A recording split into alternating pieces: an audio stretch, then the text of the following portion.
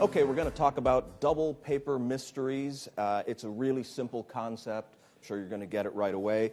The kind of paper that Tarbell was talking about is this stuff right here. This is craft paper, brown craft paper. Used to be used to wrap packages, or to protect surfaces when you were working on them. But sometimes these things were also made out of newspaper or, fancy wrapping paper for packages. But this is the basic idea of the double-papered mystery. This particular thing that we see right here is called the Superba cone.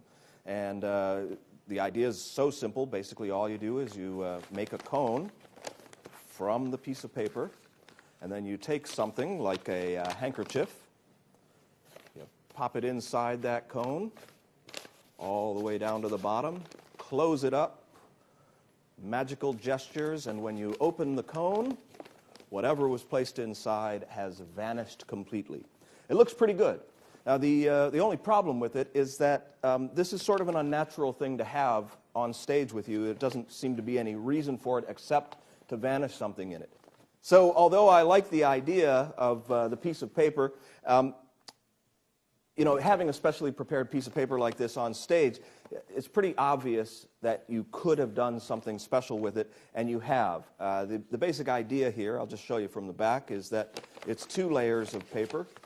And so this one section, that triangular section right there, has an opening, and it's not pasted together. So I've basically got 2 square pieces of paper that are glued together everywhere except for that large triangle right here. So when you roll it up, as long as you keep that double edge away from the audience, they'll never see it. When you roll it up into a cone, all you do is open up that pocket. So this is the actual inside of the paper. That's the pocket. You place whatever object you want into there. Folding over the top of the cone is optional. Kind of nice, though, when you open it. Then you just keep that double section to the back. I'll show you the back view. The back view doesn't look so good. You can obviously see the split there. When you turn your hands over, you just make sure that that stays to the back. So you're basically turning it over on a diagonal line like this so that they can see both sides of it. So it's not bad. It's not bad at all. But I think that there are better approaches that we can use as modern performers. As a matter of fact, if you'll take a look at this next routine, you'll see the way I incorporate the double paper. Check it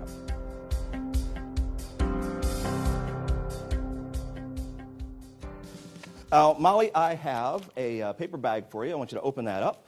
Okay, let's open that up for everybody. Yep. Now, the idea is for me to get, see, nothing, show everybody, nothing, right, nothing, show everybody, nothing. The idea is for me to get this handkerchief into that bag. I've just done it. Pretty cool, huh? Okay, but I'm going to do it in a sneaky way, okay? So you watch me, everybody else will watch you, and I'll watch that. I'm just kind of shaking it out so we can, there we go, perfect, just like that. Perfect, just like that, okay? So the idea is for me to get that back into this bag and for you not to let me do it. It's going to go from this, I'm going to stand over here, and it's going to go from this bag into that bag, and you won't see when it happens, okay? Okay. All right, so close that up nice and tight, right at the top like that. Hold on to it as tight as you possibly can, and the handkerchief will go from this bag. Now, this involves a lot of things. I've got to make it disappear from one bag, then I've got to make it appear in the other bag. It's a lot of things. So I've got to distract you in some way so that you don't see what happens. Let's see. Do you watch a lot of movies? Yeah. You do? Oh, cool. Who's your favorite movie star? Probably Morgan Freeman. Really? Morgan Freeman? No, it's a good choice. It's a good choice. Fantastic actor. Really, really great. Fantastic actor. Believe it or not, he's here tonight. He's going to walk through that door on the count of 3. 1, 2, 3. And Morgan Freeman, well, you don't believe Morgan Freeman's going to walk through that door, do you? No? No. But I could make the handkerchief disappear from this bag. Would that be impressive? Really? Even though you were looking over there the whole time? You're pretty easy to fool, you know? No, I wouldn't do that to you. I wouldn't do that to you. Now, I still have the handkerchief over here in this bag. Everybody thought I put it into my pocket, but I didn't. Let's see. Nope. I still have these. But, oh, and I still have this. Yep. But I don't have that handkerchief. Let's see. Nope. No handkerchief. Okay? All right. So I'm going to take the handkerchief and I'm going to make it disappear from this bag. And I'm going to do it from really far away. As far away as possible. And I'm going to hold the bag with just one hand. Just one hand like this. And there's no way that I can make it disappear while I'm holding it with just one hand. So good. Did you see it? Did you see what I did? I wasn't blocking it well enough? Yeah. Sorry, it didn't quite work. So here, I'll tell you what, we'll start over. So I have the handkerchief, and the idea is for me to make this handkerchief disappear from this bag and appear in that bag. Now, if I distract you, that's not fair. So instead, I'm going to use the magic breath.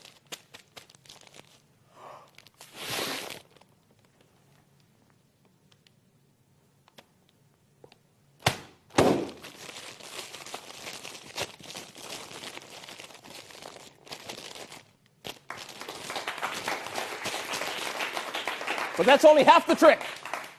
The hard part is that. Oh, yeah.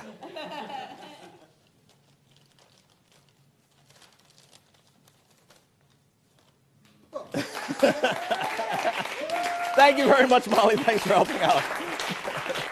So this is my take on Tarbell's take on the ghostly silk.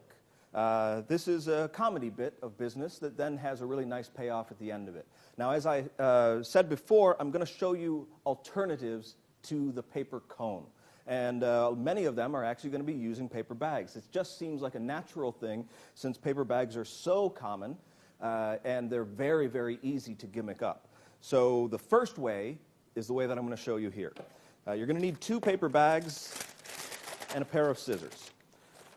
You open up one of the bags and then cut along the center fold on one side all the way to the bottom. Cut straight across the center of the bottom and then straight up the center of the other side. I'm actually going to turn it around because it's a little easier to cut straight down that side. Flatten it out a little bit. And you'll have a half of a bag. Now, the half of the bag that you want to keep is the half that is straight across the top, not the half with the little moon cutout. This part, you do want to keep it temporarily, but you want to fold it down nice and flat like this, okay? So you're going to take this half bag and carefully open up the bottom of it. Just pull it apart, because you want to flatten the whole thing out temporarily. This is pretty easy to do, and once you get used to it, you can make these things super, super quick. Only takes a couple of minutes for each one. So the other part of that bag that you reserved is now just going to be a mask. It's a gluing mask. That means that when you lay it on here like this, none of the glue can touch that part of the underneath bag. Now, what I like to do is extend that little bottom, and I should probably show you that a little more slowly. This is the way the bottom is folded in on this bag. Just pull it up like that, and it'll almost automatically make that sort of lip thing like this. I turn it all upside down like that. I lay it on the other bag. That's because that little half moon cutout is down here at the bottom, and I don't want any glue to get on this top edge of the bag at all, otherwise it'll prematurely stick together, and that just doesn't work at all for the trick. So basically, you are now going to be spraying glue around the edges of that half bag that you are keeping. So get it laid nice and flat. Take your spray glue and right around the edges. You can hold this in place. Just make sure you don't glue your fingers.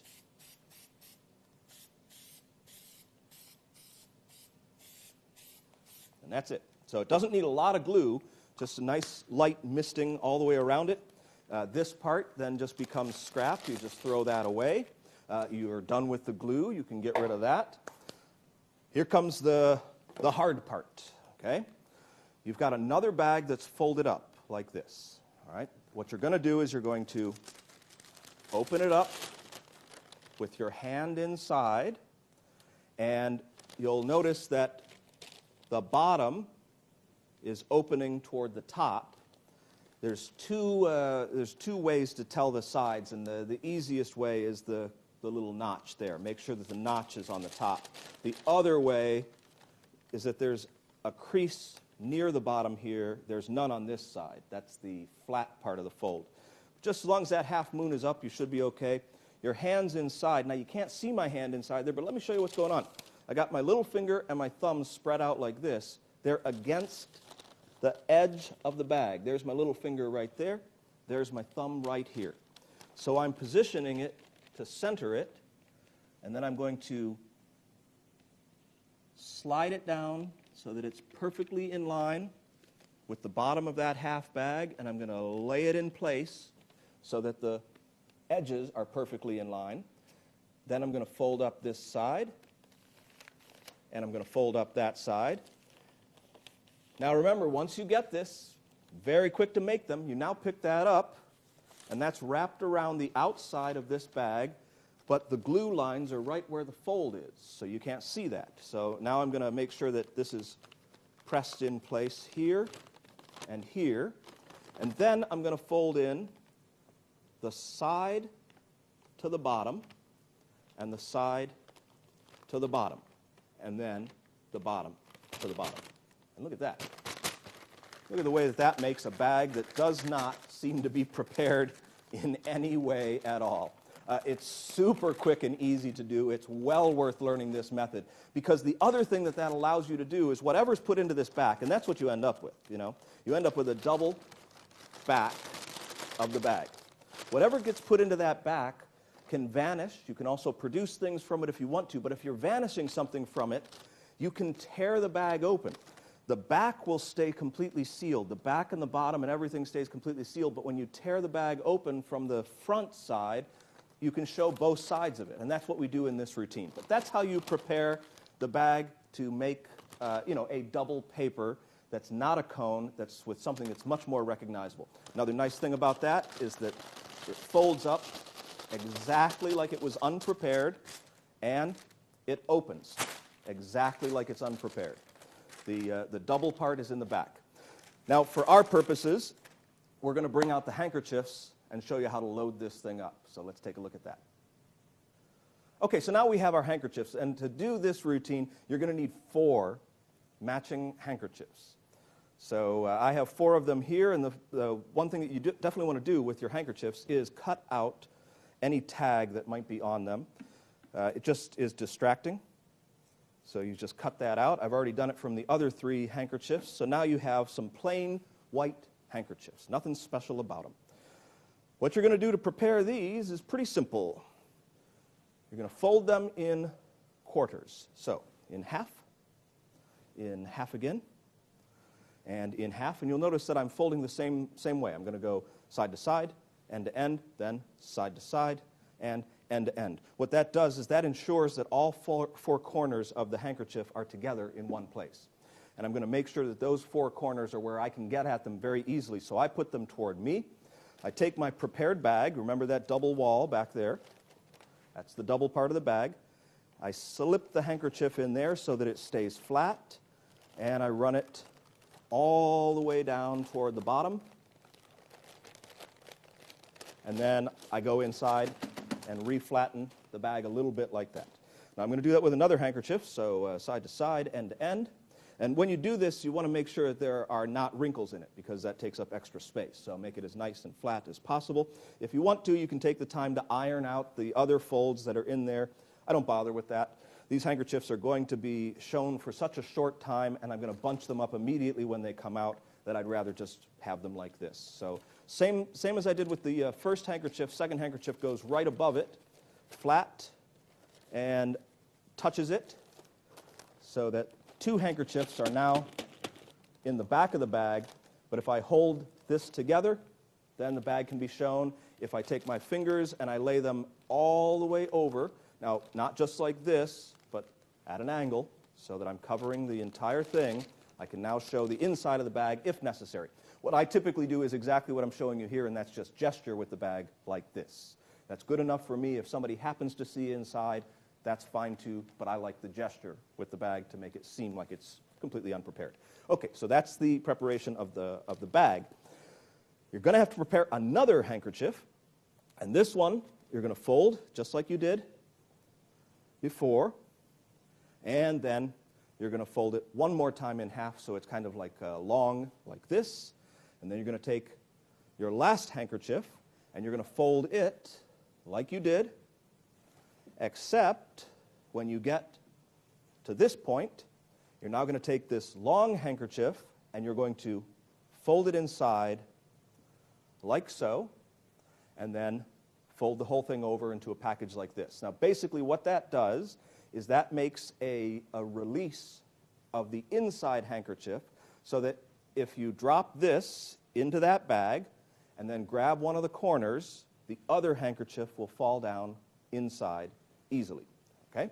So this handkerchief has been folded like that, then in half again, and then you fold this one over, up, lay that in place, wrap it around, and then flip this back. That leaves those corners right on the top. So that's the preparation of that handkerchief.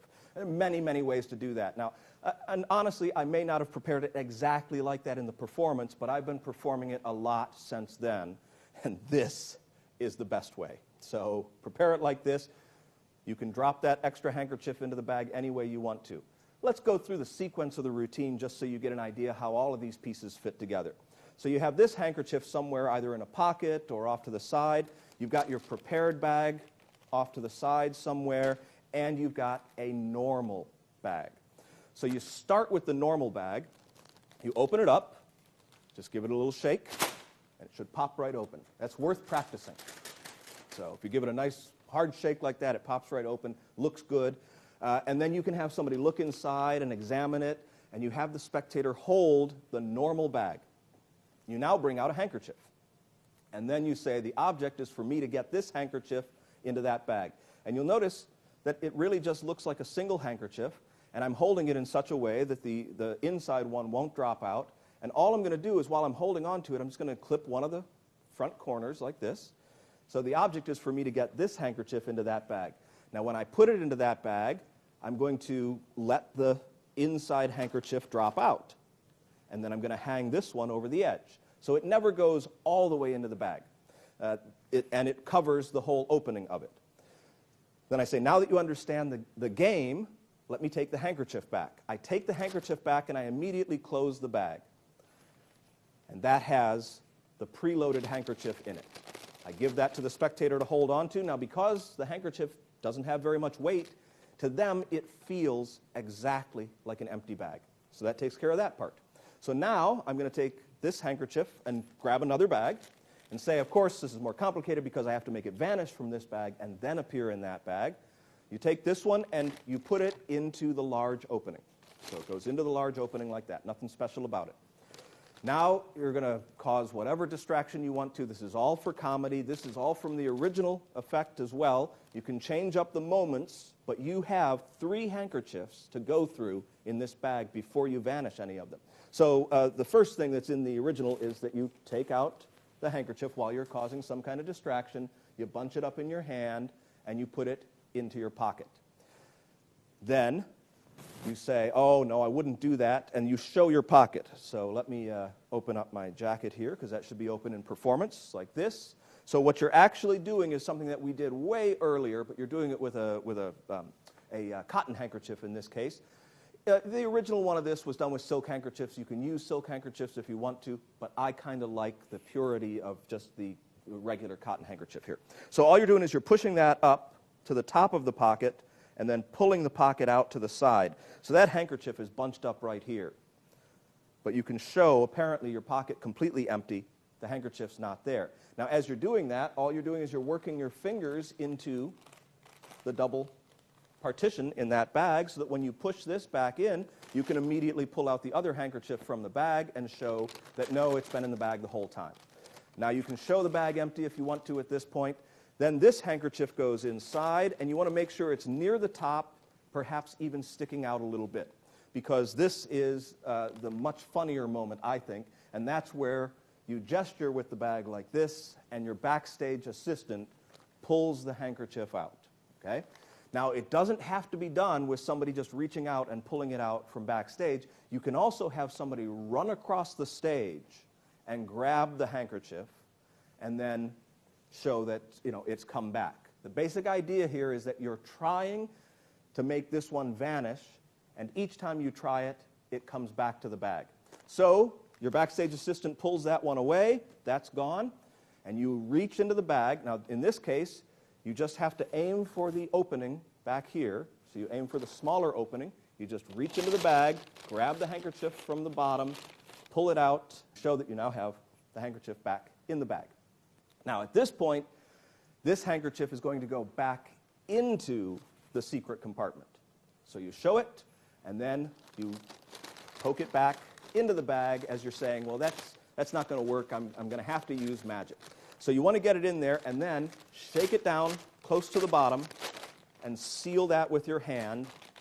And then I bunch up the top. Now, this is going to help to disguise the double wall.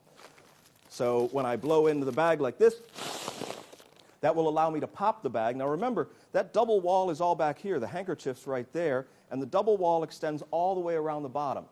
So this bag will only pop from the front, like that, okay? So once you pop the bag, you can now reach into that opening and tear it, keeping the top of the bag toward yourself. Now, I want you to see what's happening here. Here's the double edge, but that can't be seen from the front. And then you rip the bag completely open like this, grab on to the doubled opening, which is right here, and show both sides of the bag. So the handkerchief now is completely gone. Now, what I like to do is then just bunch up what appears to just be paper and throw it away. Remember, after your show, to get this handkerchief out of the bag. Otherwise, you're going to have to use another handkerchief each and every time.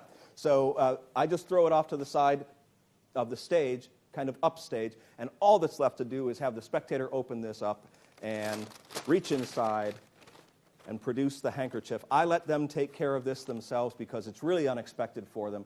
They've been holding on to the ending the whole time. I think it's a really nice bit of comedy business that's got some nice magical moments to it.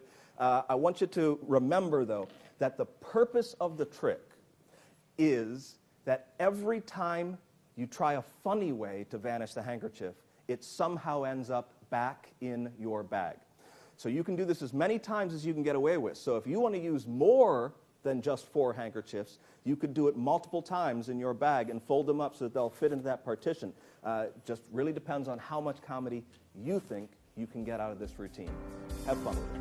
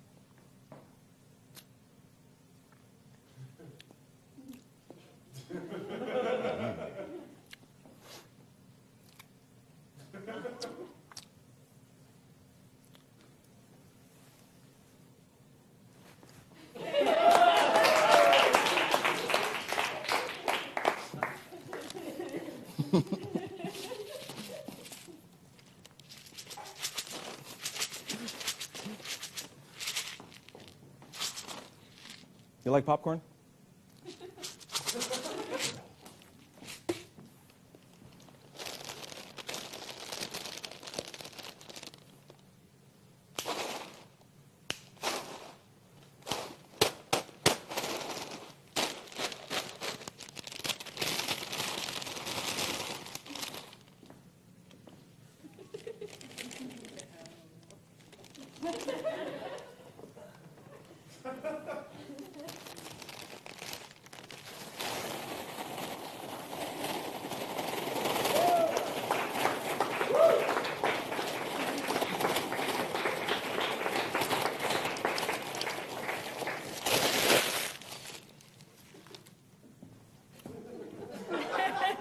There you go. There's some for everybody. Here. There you go. There you go. There you go. You're quite welcome. Here, take the tray. You can pass it around. Everybody can have some. Well, let's say that you want to prepare a double-walled bag and you don't have glue around, you don't have a lot of time, all you have are some paper bags. This won't work for every single instance, but it's one of my favorite ways to create the double-walled bag, and I happen to use it for the routine that you just saw. So let me show you how I make it. You need 2 bags, a pair of scissors. You cut 1/4 inch off of the top of one of the bags. You then find where that half-moon cutout is, and you cut 1/4 inch below the existing half-moon cutout. You now put your scissors aside. You open up the bag that you've trimmed shorter. You open up the bag that you left normal. You leave both half-moon cutouts in the same position, and you place your hand all the way to the bottom of the shorter bag. You put it inside the larger bag. You push it all the way down. You make sure the corners seat really well at the bottom. And you're done. You now have a double-walled bag that does not look clean up close. But if you hold it from the sides like this and show it, it looks pretty good. It looks pretty good. You can't really use that for some of the things. For example, the one that we did previously, you really don't want to have anybody see any double edges peeking out of the bag anywhere at all. But for this trick, for this puffing rice in a cone, which I've, of course, changed to popping popcorn in a bag, it works perfectly. Let's show you how. Okay, so now we have all of the supplies to pop the popcorn in the paper bag. So what you're going to do is you're going to take your popcorn. Now, it's important that you use popcorn that is not buttered, that has no oil on it whatsoever. Because if you put buttered popcorn into a paper bag, that oil will eventually leak through it. Now, of course, this is a double-walled paper bag, but still you don't want to take the chance. So I get this lightly salted, not buttered popcorn. And all I'm going to do is pour a bunch of it into the inside bag so that I've got about, I would say 2/3 of the bag filled with popcorn. So about that much. And then I take the inside bag and I fold the top of it back together. And then I push that in the direction of what I'm calling the front of the bag. So it's basically like that. Now, it doesn't stay like that, but it allows me to reach for this bag, pick it up, and turn it upside down. It's apparently just a bag. All I'm doing is I'm holding the inside bag closed with my thumb, and nobody knows there's anything in it. Now, that is inside my case in a place that I can get to it very easily. Okay? Just inside my case. Then the other thing that I do is I take a normal paper bag, and I take one photogenic piece of popcorn. Okay? And by that, this is what I mean. Here, these are 2 perfect examples. As much as I would enjoy eating that because I love popcorn, it's not big enough to show up really well for an audience. It's also a little bit of a challenge to get with your tongue for the gag. So you want a piece that's kind of large like this, that will set easily on your shoulder, that will allow you to get at it with your tongue. So that would be the piece of popcorn that I would choose. That goes into the normal bag. So one piece of popcorn in the normal bag, and then you very carefully close this because you don't want at all to smash that piece of popcorn. So now that's down there in the bottom of the bag, and the closed bag is wherever you want it to be. All right, so this one's hidden inside the case. This one you start with, and you can snap it open just like you've learned to, and it won't affect that piece of popcorn that's in there. Then what I like to do is I like to open it up a little bit further and transfer it over so that I can take a look at my piece of popcorn to make sure everything's good. So it hasn't been broken at all. Now you just take popcorn kernels, and the kind of jar that I used in the performance is preferable to this one. That's why I wanted to show you this one, because you may not be able to find a wide-mouthed jar of popcorn. A wide-mouthed jar allows you to take the lid off and just reach in and take a kernel out. If you have one like this that doesn't have the kernels all the way to the top, then what you're going to have to do is this. I like to set the lid down as a little tray and pour out a few kernels, and then take one out. Now what I'm actually doing is nothing. So all of this is nothing. There is no kernel taken out. All right? You can if you want to, but it's not necessary.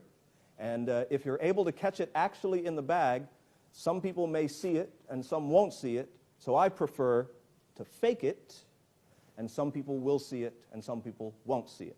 So all you're doing now is getting in position where you can snap your fingers like that. You're getting your fingers in position to snap like that. And you act like you toss it into the air and snap your fingers to apparently catch it. Then you give a little pop to the bag, and you can dump out very cleanly one piece of popped popcorn. You then take this bag, this normal empty bag, and set it in your case, right next to the prepared one. So it just goes into your case, because now you have a little thing that you're going to do in between. And that is you're going to put this on your shoulder. Now, this is an old gag, and I absolutely love this one. This is a fun thing to do, even if you don't do all the magic with it. Just anytime there's popcorn around, this is just a fun gag. You set it on your shoulder, and this is actually one of the hardest parts, so that's why you're using a big piece of popcorn. And now you have to be really careful not to move much, because you don't want it to fall off. So there it's sitting on your shoulder, right? And then you look at everybody. You can look side to side. You look at the popcorn, lick your lips, and they must be thinking to themselves, what is he going to do? And you want them to get that impression, so don't rush this moment. How am I going to get that piece of popcorn? So now you're going to stick your tongue out as far as you can and lean your head over.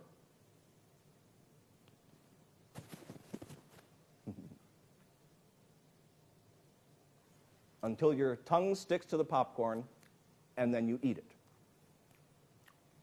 Super good, super funny. Just a nice little gag.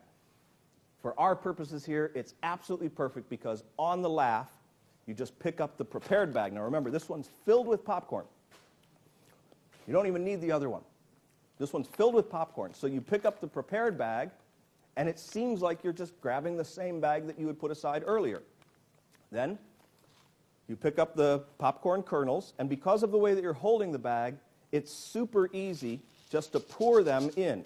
Now, you want to make it seem like you're pouring more into there than you are. So what you do is you pour them in with a shaking action like this. It takes longer, but it sounds like more going in there. And then you can stop, and then you can do more.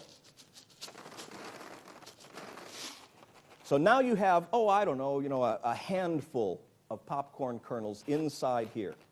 So shake them down, all the way down like that. Then snap, pop, whatever you want to do.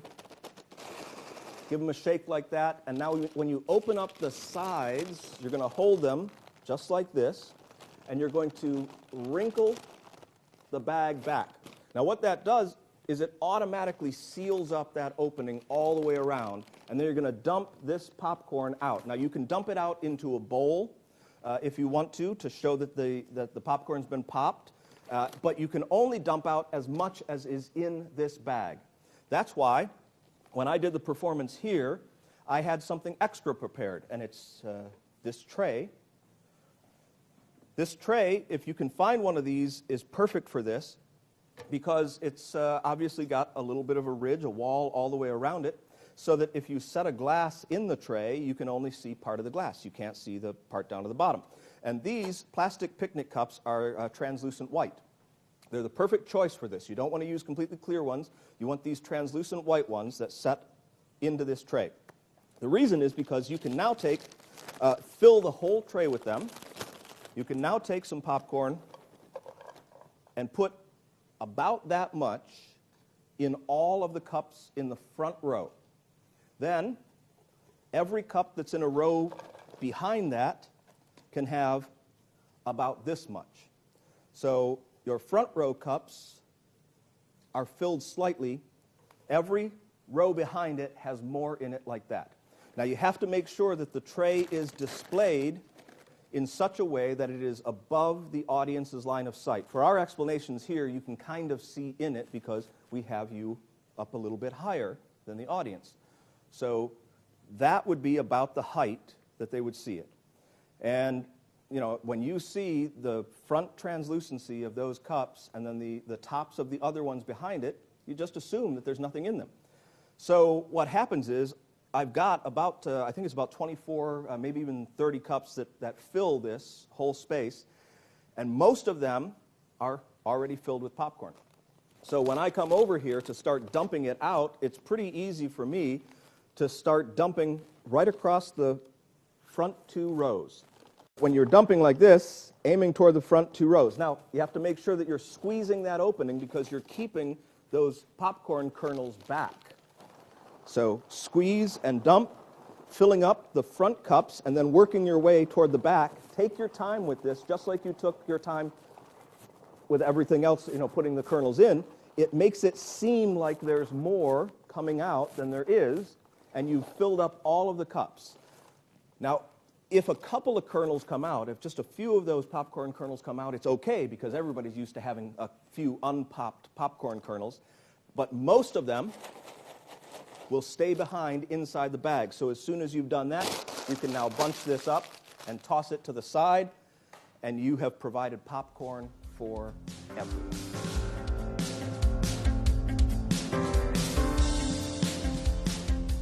So as you can see, I've incorporated something a little more commonplace in place of this piece of paper. Now, in Tarbell's day, this was actually okay because, like I said before, a lot of people had this kind of paper just laying around the house to wrap up packages, protect working surfaces, that kind of stuff. So it was pretty common. But if you think about it, you can use any kind of paper. Sometimes it was made out of newspaper, so if you've got a newspaper act and you want to use that, you can use that. You could use sheet music. Like I said before, you could use wrapping paper. You can use lots of different things, even a photograph of somebody. Whatever seems to fit the theme. Now, this particular style is actually a little bit different. This is the one that Tarbell used as an improvement. Let me just show you what it does. We're going to wrap this into a cone, and then we just take a handkerchief, like this pink one here. We just pop it in like that and give it a second. And then when I pull the handkerchief out, it's changed to a green one.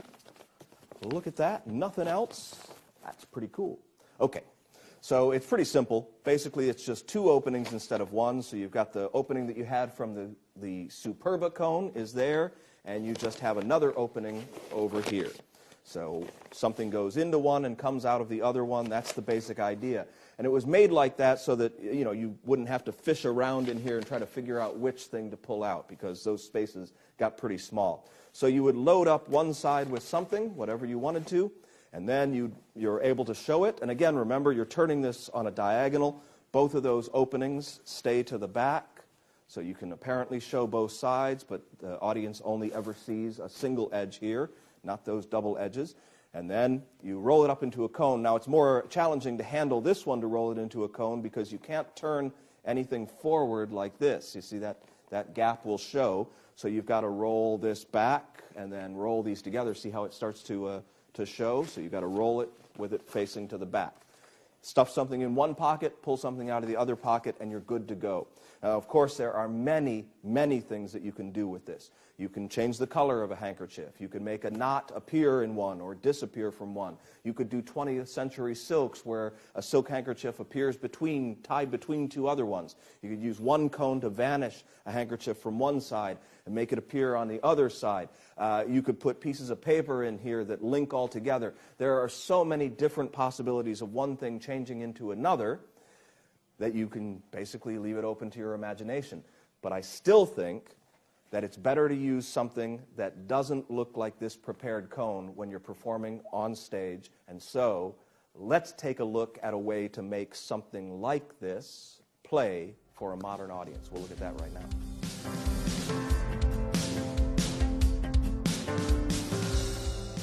Okay. Here's the first thing. Miles, what I want you to do, I want you to climb inside there, walk around a little bit, make sure it's just a paper bag. Just examine it. You put your hand in. That's good. That's good. Here, check it all out. Make sure it's just a paper bag. That's all we have. Yes? Yeah. Fantastic. Now, I'd like to borrow your handkerchief, your pocket handkerchief, the handkerchief. Perhaps we can borrow one from one of the gentlemen that is here. You don't have one? That's okay. Perhaps one of the gentlemen would like to provide a pocket handkerchief for. Okay, I have one. It's quite all right. Don't worry about it. I have mine here. There, that's the pocket handkerchief. Examine it. Make sure it is a pocket handkerchief. You may blow your nose in it if you'd like. You don't, no, you don't want to do it? Okay. Fair enough. No problem. All right. Scissors. Here. This is kind of cool. You can, when you get home, you can do this one for your dad. Okay? Take the most expensive handkerchief that he has laying around the house. Okay? Take the sharpest scissors. Are you old enough? You're not old enough to use scissors.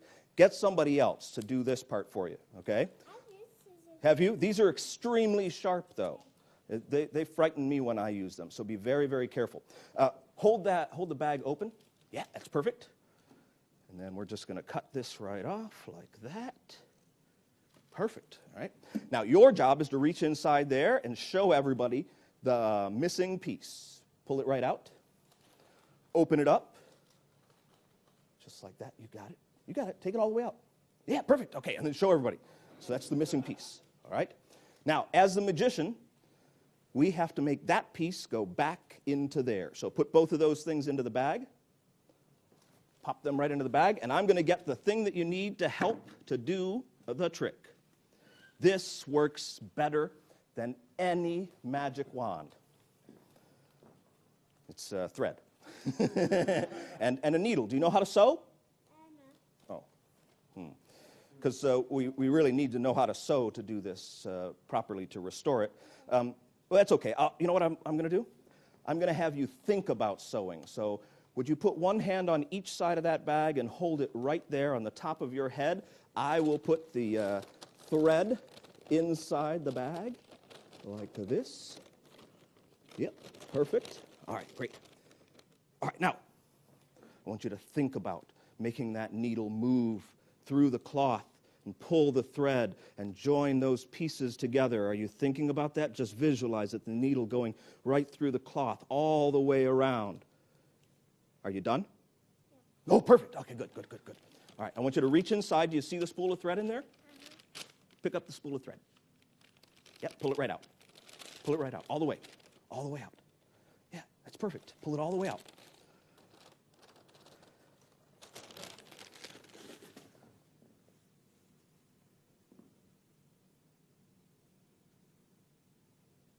Look at that. Look at how well you've sewed. You said you didn't know how to sew. That's pretty good. That's pretty good. Now, unfortunately, it's not really restored. It still has all of the thread in it. So be very careful with that needle. It's sharp, but I want you to just hold on to the edges just like this. Just hold on to it just like that. That's perfect. All right, let's get that bag. And then just stuff it all back down inside the bag. Just stuffy stuff. Yeah, perfect. Stuff it all the way down, all the way down. Yeah, all the way down. Good. Take your hand out. And then hold on to the top of the bag like this. Nice and tight. Now we have to do the magic part. That's where we go like this, and a little bit of that, and some of this over here, and then one of those, and then up at the bottom just like that. And you know what that does? Absolutely nothing. But it looks really good and magical, and that impresses everybody. And while they're impressed, then you're able to hide the thread, get rid of the needle, and restore the handkerchief. Sound good? All right. Open the bag, reach inside, pull out what's in there. That's all that's in there? Look.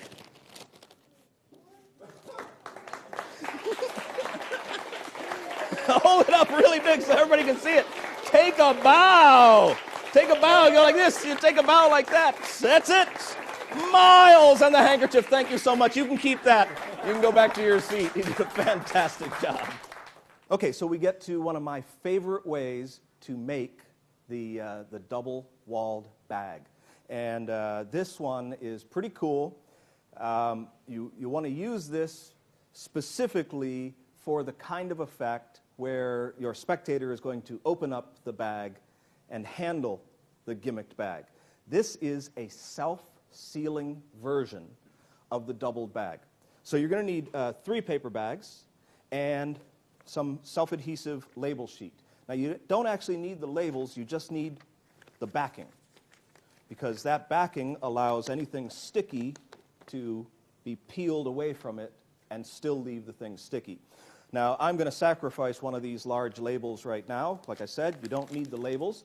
What I recommend, though, is that anytime that you print out any kind of labels or use any kind of stickers, that you just save this backing just for this purpose.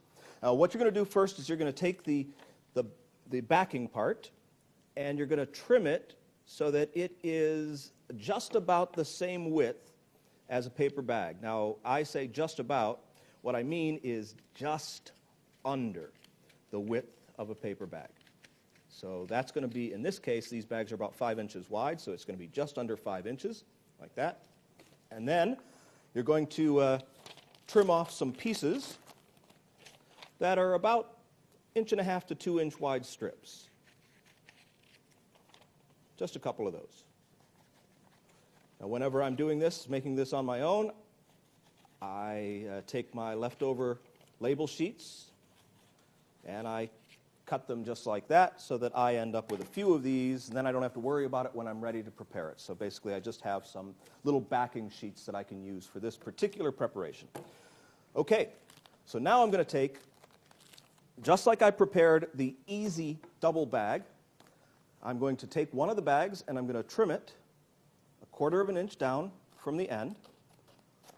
And then I'm going to find that half moon cut out, and I'm going to trim that around at 1/4 inch.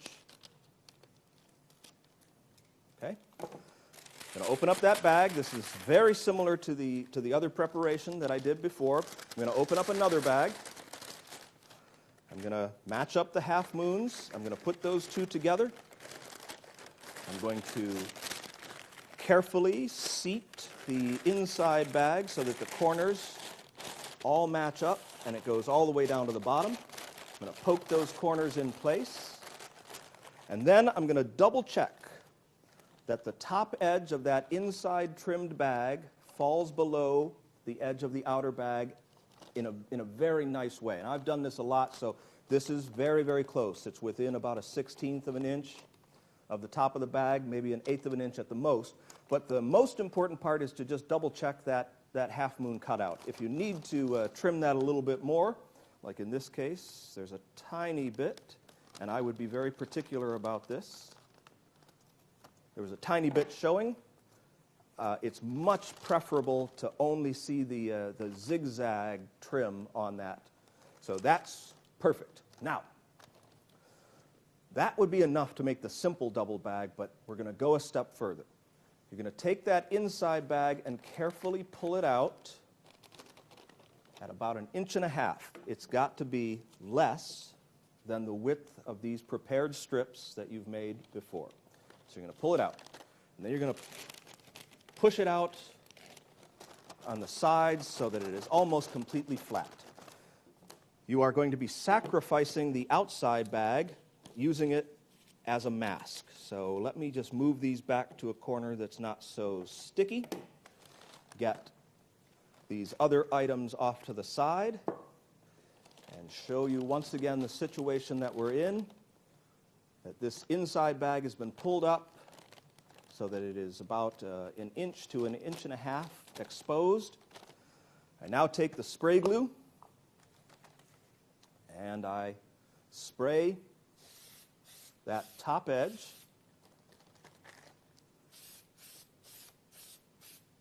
like so. And then I can pull the inside bag out. Normally I wait a little bit so that it's not so sticky. I'm going to rush through it, and I'm going to get a little bit of that glue on my thumb. Hopefully we can continue without any problem. That's the inside bag that is now sticky all the way around the top. This outside bag has some overspray glue on it, so you have to throw this one away. You can't use it. All right, so that's the preparation of the inside bag. This other bag is the one that you're going to be using for the final outside bag. The preparation for it is pretty simple, but it has to be done really carefully. And that is that you're going to spray the spray glue inside the bag so that you only get a little bit of it here. Now, there will be some overspray that goes into the bag, so you want to do this kind of lightly. So what I'm saying is, just on the straight edge, not on the half moon edge, you want to spray glue so that it only coats about an inch of the inside of the top edge of the bag. So I like to puff it out a little bit like this, and then open it up. So I have the opening as wide as possible, allowing me to only get it in that area. You don't want to get any on the outside. You don't want to get any anywhere else. You just want it on that area. So you give it a little spray as gently as possible, just across the top of the bag there. Then you take one of those release sheets. You find the shiny side. That's the side that will release from the adhesive. You lay it on the inside of that bag, just like that. So this is the outer bag. Now, on this inside bag, you're going to take one of those release sheets, find the shiny side, and lay it across the stickiness at the top. You want to press it in place. It will peel back off, but you have to make sure that it stays there while you're manipulating the bag a little bit. You can take a third one, the shiny part, and do the same thing on the half moon cutout side, because it just makes it easier to get the bag seated. You press that in place. Okay? I know it seems like a lot of weird preparation, but it is so worth it. The end results are really amazing. Okay, you're going to stand up your prepared outer bag that's got adhesive at the top edge here.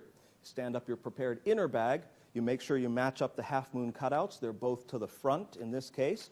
You put your hand in, and you're going to seat this bag just like you did before. But remember, there's glue all the way around the top of this. Now, the only glue that's exposed is on the side edges, but there's a little overspray of glue in here. There's really not much of a way to avoid that. So you have to do it quickly, but you have to do it assuredly, and then make sure it gets seated all the way down to the bottom so that nothing else sticks together. That's why you've got those release backings in place. So once you get the bottom of it in, you're ready to go. You push it all the way down to the bottom, press those corners in place, then come up to the top, and if anything prematurely sticks together, you still have time to peel it apart. You've got to line up the corners of the bag, and then press the side together on the top. Go to the other side, line up the corners, press the side together on the top. Then, on the half moon side, remove the backing sheet and press the half moon side together. At this point, you have a double-walled bag that is sealed all the way around the top, except for the back side that can be opened up because it has those backing sheets on it. Now, once you remove those backing sheets, you may be ahead of me here. As soon as those edges are pressed together, the entire top of the bag seals up. And that means that somebody else can open it and pull out whatever's inside of it. The last piece of preparation that I do, and this is for the show, is that I take an extra card, like an advertising card or a joker or something like that, and I cut a couple of inches off of that, and then I trim a little angle on both sides like this, and then I open up the back opening, and this is done just before the show. When I travel to the show, this is how I travel with it.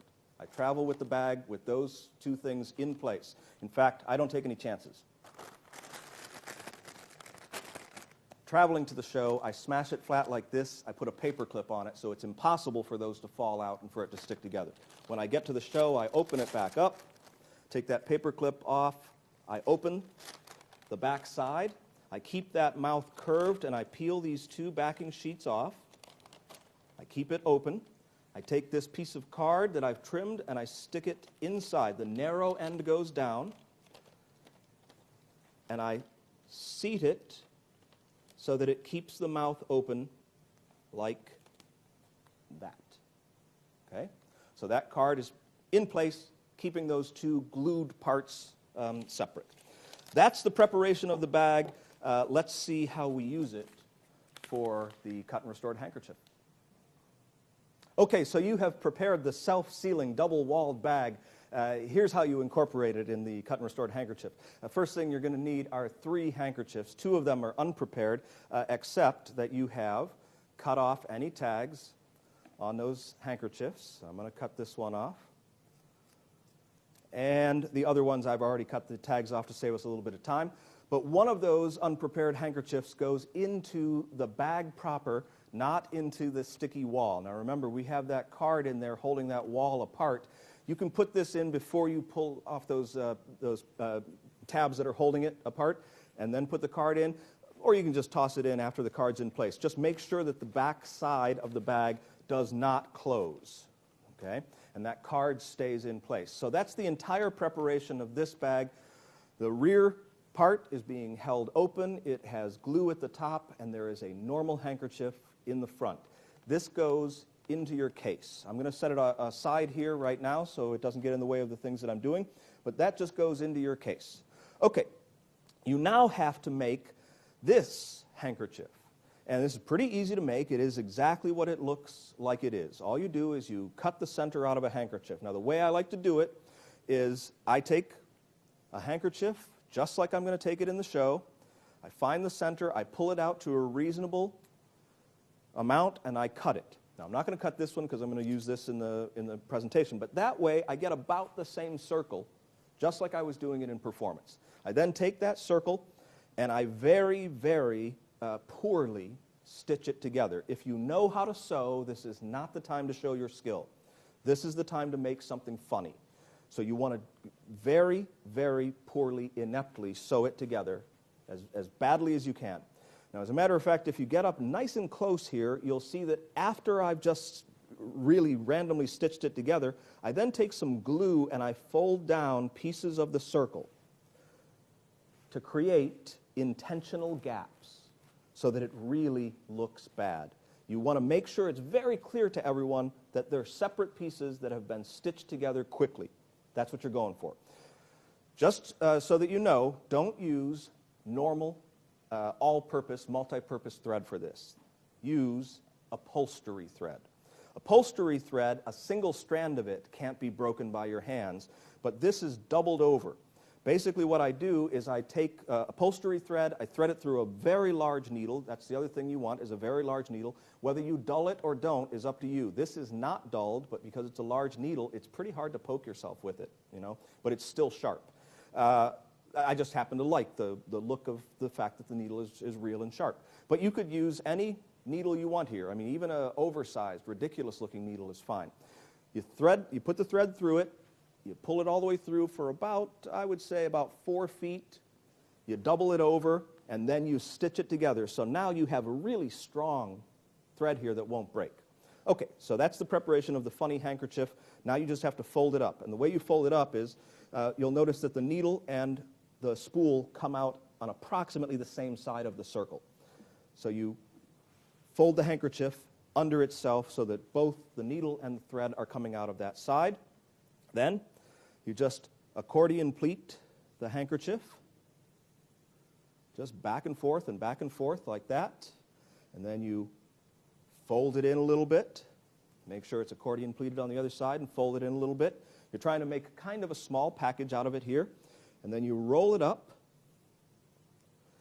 And when you finish rolling it up like that, you take the spool of thread, which has also been taped in place. Now, this is pretty obvious. I wanted to make sure you could see it, but you could take some fabric and glue it around it. You could just glue the entire spool of thread. You could make a fake spool for all that matters. You're never going to use this for anything else, but all I did in this case was just to show you could just wrap a piece of tape around it, and it keeps it in place.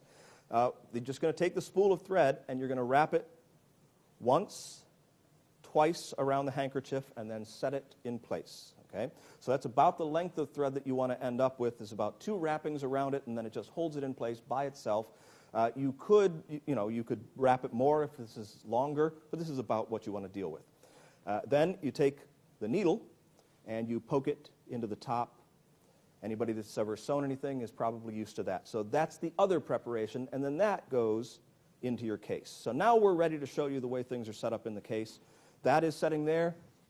This prepared bag that has the handkerchief in the front and the open partition here with the card holding it in place, that's right there. So they're next to one another. They're inside your case.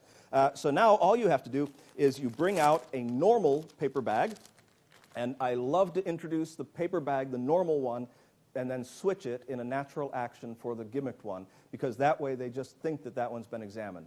Just makes sense. So you open up the normal paper bag, you have somebody hold on to it, you take the handkerchief, you can have everything examined because you're starting completely clean here, which is really, really nice because you're actually just doing what you say you're doing. Now, of course, in this day and age, you can't borrow a handkerchief from anybody. It's kind of ridiculous. So I like to point that out, as part of the show. I say, can I borrow a gentleman's handkerchief? And nobody has one. So we finally use mine. Now, if you want to, you can set something up in advance. You could do this very same routine, say with a borrowed tie. The problem is you have to make sure that the ties all match one another, so you really have to do a pre-show setup with somebody from the audience or have an accomplice that does it. The reaction on that kind of stuff is never quite as good as if you actually borrowed it. So in my case, I'm just going for a little bit of comedy with the restoration here. So all you're going to do is you're going to cut off about the same amount as what you had cut off there. And then this is just a nice moment because you don't have to have this examined thoroughly, because when you show that you've cut this out and the spectator pulls out this part to show it, they've pretty much looked at everything. Okay? So now all of this goes into here, and nothing has happened, nothing's been gimmicked, taken away, added to, or whatever, because now you're going to add in the restoration in a really nice way. When you go into your case, you're going to pick up the spool of thread like this. Your left hand's going to grab the needle, your right hand's going to grab the handkerchief and the spool of thread, and you're going to unwrap a little bit of the thread from the handkerchief, bunch the handkerchief up in your hand, and grab onto the spool of thread like that. So when you bring it out, it looks like you're just displaying the spool of thread and holding onto the needle to show it. And I focus all of my attention on the needle because nobody pays attention to the spool of thread. So I have the comedy restored handkerchief here, and it looks like I'm just bringing out the thread to put it into the bag. And then that's exactly what I do. I take the spool of thread and I drop it in first, letting the handkerchief drop out of my hand, and it goes on top of the other handkerchief, and then the spool of thread goes on top of that.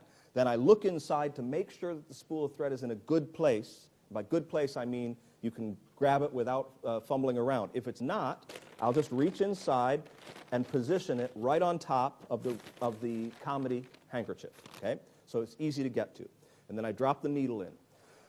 Now, you can close the bag. You can have somebody think about stitching it together. You can do any kind of byplay that you want to do here. As you saw in this performance, we were really fortunate. We had a young gentleman with us in the audience who was just turning 5, and he was absolutely perfect for this because a lot of the tricks that I'm showing you are really great for kids, done exactly the way that you would do them for an adult. In fact, anymore, I don't really treat the audiences that much different. I may watch my language around kids, but I treat them just like adults, and we have the same fun with them that we'd have with adults. So I would do it pretty much the same way, with one exception. I had him put the bag on top of his head to hold on to it.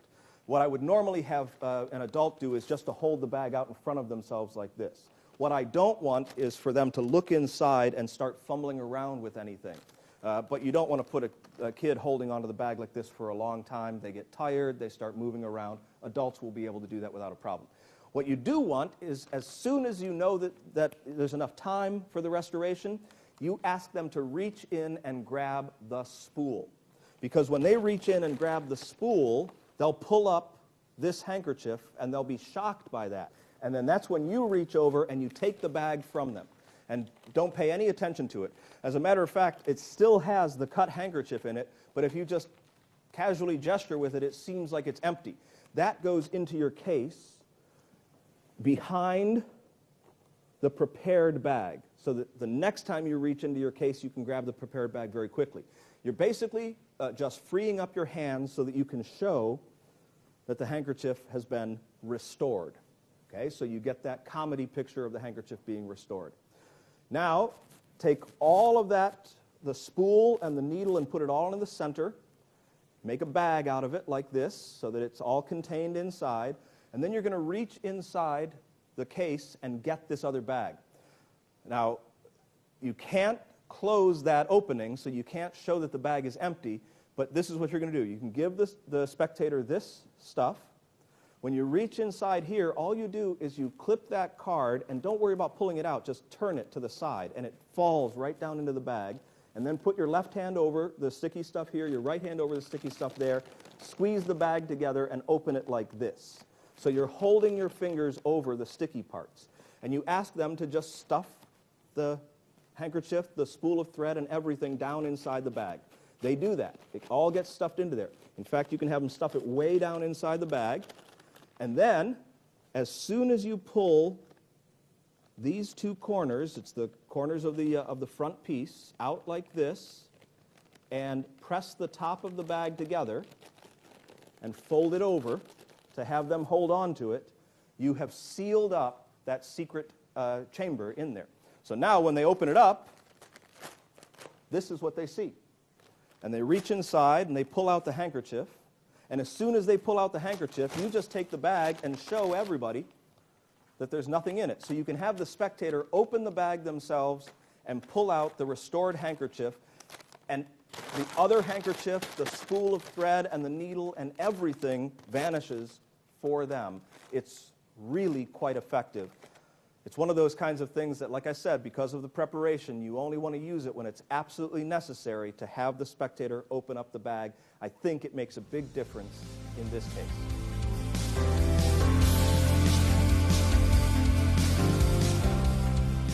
So, Serge, we have to give you a bag of magic tricks. I happen to have a bag of tricks right back here. Fancy, fancy. We spare no expense. All right, that's for you. First thing that you have to do is you have to show the audience the props. Yeah, that's good. The props are in the bag. The bag is a container. A string.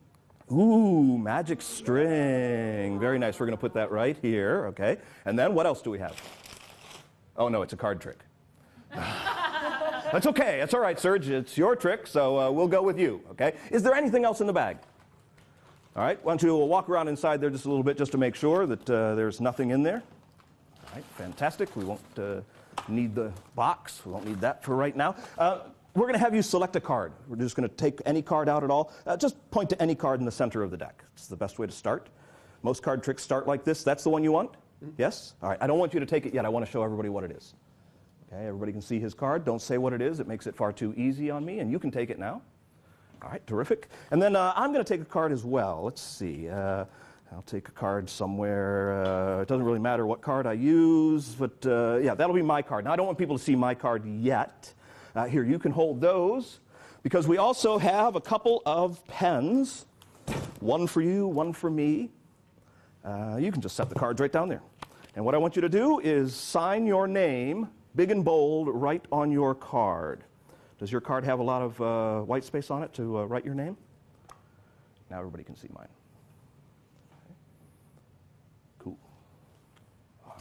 Fantastic.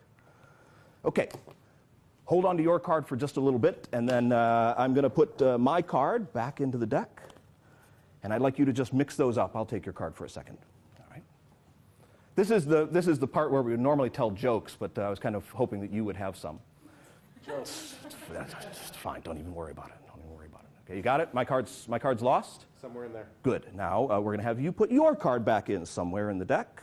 How about there? That seems like a fine place. So your card will be mixed into the deck as well. Shuffle, shuffle, shuffle, like this. All right, now it comes time to use the magic string. So what I want you to do is to take the magic string off of your shoulder, and I'm going to place the cards in to your magic bag. Now, since you've never done any magic before, I'm going to show you how to do it, and then you'll do the trick yourself. Now, all you have to do is take the string and drop it into the bag like this. Fish it around just a little bit. We're going to be fishing for our own cards. So I'm going to look for my card. You're going to look for your card. You remember what it is, right? I do. It's got your name on it, so don't worry if you've forgotten the name of the card. Fishy, fishy, fishy, just like this. Yeah, something fishy going on in the bag. Ooh, I think I got one. Ooh, I got one. What'd you get? I got a card. Look, stuck on the string, one and only one card. It has my signature on it with the string going right through the center. That's how the trick works. Pretty cool, huh? Isn't it neat? Neat, isn't it? Yeah. Okay. All right, so you are now going to do that same thing. You're going to take the string and you're going to fish around for your card. So fishy, fishy, fishy. That's good. Oh, you got one already. Oh. Did you see it? Wait, look, you got one. It's so eager. Oh my gosh. You got one. It's a 5 of clubs. It is. It doesn't have a name on it, though. It was super eager. Okay, all right. All right. Well, no, that's quite all right. Keep going, keep going. Fishy, fishy, fishy. It's not going to come off, I don't think. No, See if you get another one. Oh, another one. You got another one. It's a 3 of diamonds. Okay, well, that's not your card either because you did sign your name on it, yes? Yeah. All right, keep fishing. See if you get another one. Starving them or there's another See, one? you got another one. Is that yours? No. Keep going. Did you get another one? Keep going. Keep going. Keep going. Keep going. Keep going. Keep going. Any of those look good to you? Keep going. They almost Keep going. Keep going. Come on, Serge. You've almost got all of them. One of those has got to be your card. Does any of them have a signature on it? Wait a second. Wait a second. No, it's all right. It's all right. It's his first time, but I see something down here. One card remains in the bottom of the bag. One and only one card right down there. Reach in and take it out and show everybody. It's his card! Nicely done. You can keep that. Okay, in this particular routine, I am using one of my favorite ways to prepare a double-walled paper bag. I've shown you a few others, but this is the one that you'll probably do most often. It is the one that I use most often because, well, it just happens to be the easiest. In many ways, it's even easier than just shoving one bag inside the other one, but this one allows you to tear it open and show it. Okay, it's made pretty much the same way. So you take 2 bags, one of which you trim like we have done before. You trim that 1/4 of an inch off. You trim around the half-moon cutout. And that's all you need to do to cut that bag. You now take the bag that has been trimmed down and you turn it over like this so that, you know, where that half-moon cutout is on this side, this is the panel that is completely flat, does not have the little flap part here. It's the flat side of it. So that's what you do. And then you take your spray glue, and super simple, you just spray that flat panel. Just like that. Okay? So that's the little extra step. And you are going to end up now with a sticky version of the bag that you put inside the other bag. So you're going to open up this bag. That's your outside bag. And you're going to open up the now sticky-faced bag that you've made. But in this case, you sort of just keep it a little closed and move your hand all the way to the bottom, like that. So My middle finger is touching right here at the bottom of the bag. My hand is laying flat. My little finger is there. My thumb is here. So my hand is sort of spread out, palm up like this, inside this bag. Now I'm going to move into the bag at an angle. So the angle is going to be like this. I'm going to start at the top because the sticky stuff is at the bottom, and I'm going to push this bag down toward the bottom front corner and then moosh it in place so that it stays square with the other bag. So starting at the top like this, I move down toward the rear corner. It goes all the way to the back. I moosh it down like that. I can now pull my hand out and flatten that bag all the way around and open it up inside. Okay, basically I have now created the super fast double bag with a panel in the front that's glued together. So now lots of stuff can be hidden inside this bag in lots of different ways. And then anytime that I need to show it empty, near the end of the trick, I just carefully tear the front panel open.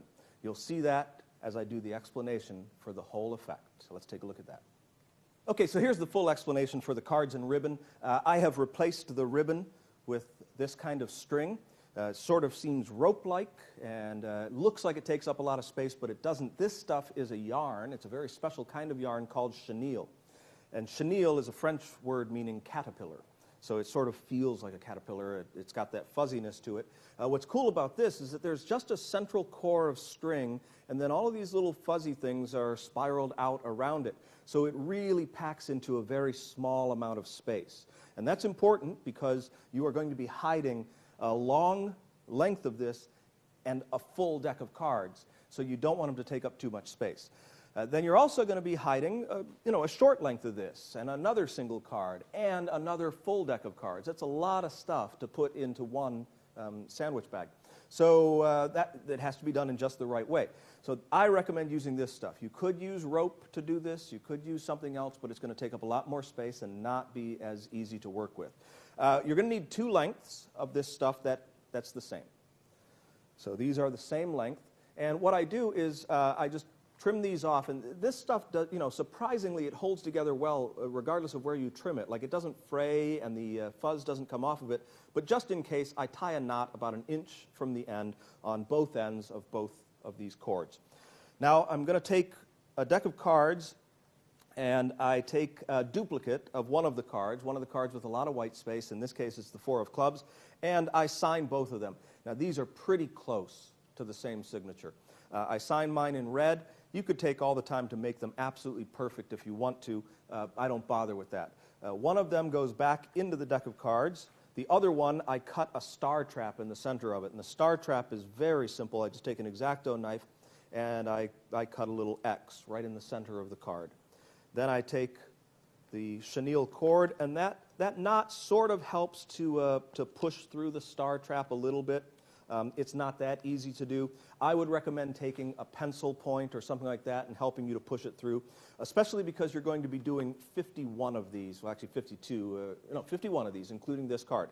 So this card, you poke it through there, and you put it onto the cord, about 2/3 of the distance from one end like that. And that's that simple.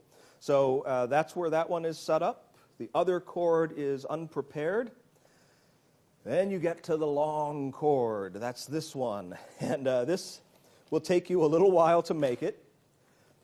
You're going to take all of the cards in a deck except for the 4 of clubs and one other card. Now, in the performance, it was the 6 of hearts.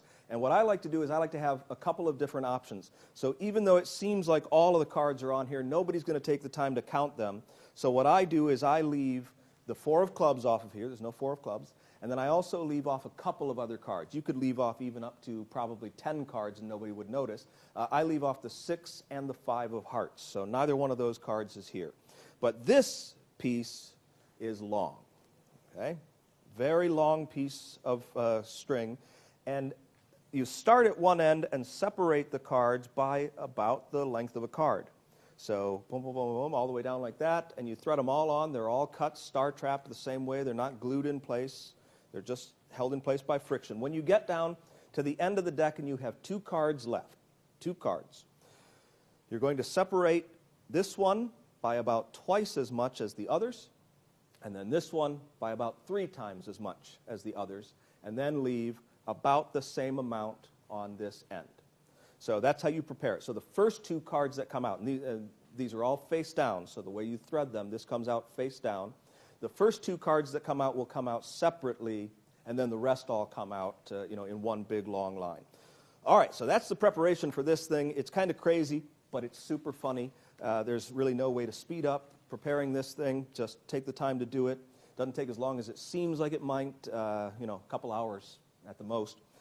All right, so what you're going to do now is these are put together in such a way that they're really easy to gather up. Because they're separated by, the length of a card, all you have to do is stack them, and the cord will automatically fold up between them without getting tangled. So that's why all of those are only separated by that much, plus you don't really need that much more cord to make the thing super funny. So you just gather up everything. This is probably the most exciting part. We'll skip ahead to when I have it gathered.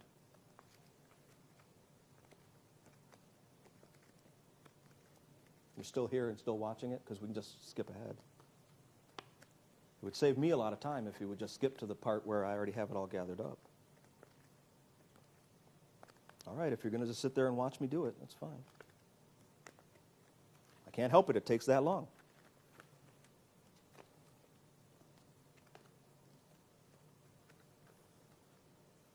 Then you get to the last 2 cards. So when you're at the last 2 cards, you just want to carefully curl that up between the cards. Same thing here. You don't want any sticking out of the edges because otherwise it gets all tangled up. That's how that all looks. You got that long cord there. Now remember that double bag that we made. Okay, that is the simple version of the double bag with the addition of the front of it being pasted together. So there's the front, like this. You now take these and carefully put them in so that they will stay squared up and kind of vertical like this, all the way down to the bottom of the bag. And you're putting them in so that they are going to the front and the back of the bag. Basically what I mean is that they are wedged in place. I'll show you kind of how that looks once I get them wedged in exactly the right place. They should seat all the way down to the bottom. There we go. That's what you're going for. Take a look at that. Can you see all the way down to the bottom there? See, they spread out a little bit, but no card goes over top of any other card, so that they're staying vertical. They're just wedged in place. And you'll notice that the cord is long enough to stick out a little bit. In fact, you're going to take it and stick it through the inside half moon like that, so that it lays up near the top. So if I'm grabbing onto it like this, I'm holding on to that final cord. Okay, that's the preparation for that part. This part, you have a single card on here. So all you want to do is you want to feed in, and again, you want this to come out face down. The side of the bag that is going to be nearest you during the performance is where you're going to be placing your card. So it goes in here, and you just feed in the cord to begin with, little by little. Then put the card on top of that. Then feed the cord in on top of the card. It doesn't have to go all the way down to the bottom, just as long as the cord is hidden up near the top, until you have about 2 or 3 inches of that cord left over. And then you're going to do the opposite thing that you did to the other one. You're going to flip this one over into the bag right there on the edge. Okay? So those 2 cords are in a position where you can get to them pretty easily.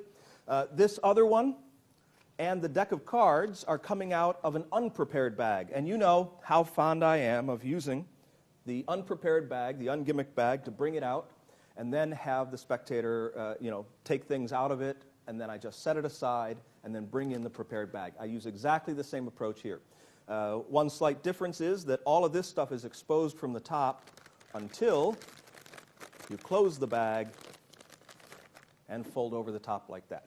Then everything stays in place. So that is the way that the other bag looks when I bring it out. They unfold it. They take out the deck of cards and the piece of string. Deck of cards has been prepared like this. Remember, my duplicate card is inside the deck somewhere. On the bottom of the deck is the card I'm going to force on the spectator. Now, the only reason I force the card is because I don't want a duplicate of the card showing up on the string. Now, that might be crazy, and yes, I understand very few people would ever even look for a duplicate of the card on the string, but they do look, and I encourage them. So you want to make sure that you force their card and that it's not on that big piece of string. So remember, I have 2 cards I could force, a 6 of hearts or a 5 of hearts. You could leave more of them off of there if you want to. All right, so that's on the bottom. So that's all prepared. Okay. They bring out the unprepared stuff. I force this card. I use my favorite force. That is where it's pulled back like this. They touch any card that they want to. I separate the deck at that point.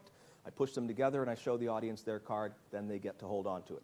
Now I use my second favorite force, and that's where I take a card. And I force myself to take the 4 of clubs. Yes, that's the card I'll take. It's a really easy force to do. Okay, so I pick the 4 of clubs, and I've already got it signed.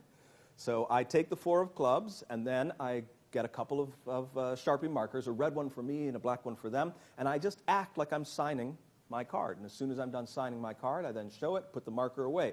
And they actually sign their card. Now, it won't be signed in this case, but it doesn't matter. So that's their signed card. So now what I can do is I can shuffle the deck and lose the 4 of clubs. I don't need that one. I've got a duplicate for it. And then, when I have their card returned, all I have to do is control it. Now, you can use any control that you want to here. I used a pass. We'll be talking about how to do that in a while. And then I even went into a shuffle. And there's a lot of people who say, don't use a pass if you're going to shuffle. Well, if nobody knows you're using a pass, it looks like you're just shuffling anyway. So any way that you want to get into it, you get that card controlled. I get it controlled to the bottom of the deck. Okay? So it's on the bottom of the deck. At this point, the other bag comes out, and all I'm going to do is I'm going to separate their card a little bit with my right hand like this. So I'm just holding, that, and then I pick up this bag from the front edge, and I open it. Now, what that does is it keeps everything hidden back here and allows me to reach over and drop their card into the large section where all of the other cards that have been threaded together are in. So that's the only card that goes into the bag proper. So that goes into the large section. I'll try to expose it from there. So it just drops in like that. And then as soon as that goes in, then I close the inside bag and drop the deck behind it. And that goes to the rear outer section of the bag. It also hides everything up front. See? So everything gets hidden up front like that. So now I'm holding onto the bag. The cards have been dropped inside. Now I can take the string. I can show the string, and I drop it into the bag. And when I drop it into the bag, I just open up that inner section, and I switch my hand so that my left hand takes over where the rear piece of string is, and my right hand grabs the side piece of string, and I start wiggling it around. So to the audience, it looks like I just dropped a deck of cards in, dropped a string in, and started wiggling the end of the string. So this is the string that's coming from the side of the bag, and as I pull it, pull it, pull it, as soon as I feel the resistance, I go, oh, I got one. And out pops the card. And then we see that card. I can now take the bag, I can set it down, and what I normally do is I make sure that I push the back of the bag down a little bit like that. It helps to hide that little piece of rope is in there. But I just set it off to the side. Like I would perform this here, and I just set it off to the side and focus attention on this. So it just gets set to the side, and I pay no attention to it. Then I show that card and pull the string right off of it. That's my signed card. Okay, that can go anywhere at all. Then, as though I'm just helping the spectator, I'm going to put the string into the bag. And all I do is I put this string back into the side. The reason I do that is because that side opening is already there from having that card pulled out of it. It's really easy to get to, plus it allows me to put my fingers over the other string. So I just tuck that into the side opening, and then immediately pull up the other string and hand it to them. So that's the string that now has all of the cards on it. So now I'm holding the bag, they're pulling the string, and what I do is, as they try to pull the string, is I lift the bag up so that they can't pull much of it out. And then I pull the bag down and I say, oh, you got one. And now I keep the bag right here because I don't want them to pull out any more. I just want them to look at that card, see that it's the wrong one, and then start to go again. And then they get another one, and same thing. I keep this under control so that they can't see the other cards coming out. Then we get to the point where I just let them pull out all the cards, And this just keeps going and going and going and going until they get the whole deck of cards. Now, during this whole time, their actual sign-selected card has been riding next to all of this stuff coming out and just falls down to the bottom. Now, don't worry about it. If you did everything that I told you to, it won't get tangled in that mess. It'll be left behind. That's the important part. So now, all that's in the middle part is their signed card. Everything else is contained around the outside. But I find it, and you could just hold on to the edges and dump out their card and leave everything behind and reuse the bag over and over again. But I'll tell you what, it's so easy to make these things that I find it's worthwhile to carefully tear, and you're tearing through that double glued wall, to carefully tear the bag open all the way down to the bottom. Now, this looks really good from the front. It doesn't look good from the back. This is what's going on here. The entire back of the bag is opened up, and you can see absolutely everything in there. But from the front, it looks like a single edge. And then all I do is, when I get to this point, I just grab onto that, and I let the spectator reach in and pull out their card. And then I just push the bag inside out like this. So everything's held together. I don't make a big deal out of it. I just say there's one thing left in there, reach in, grab it, show everybody, and then I just push the bag inside out like that, and then crumple it up with everything inside of it. And that is how I like to do the cards and ribbon routine.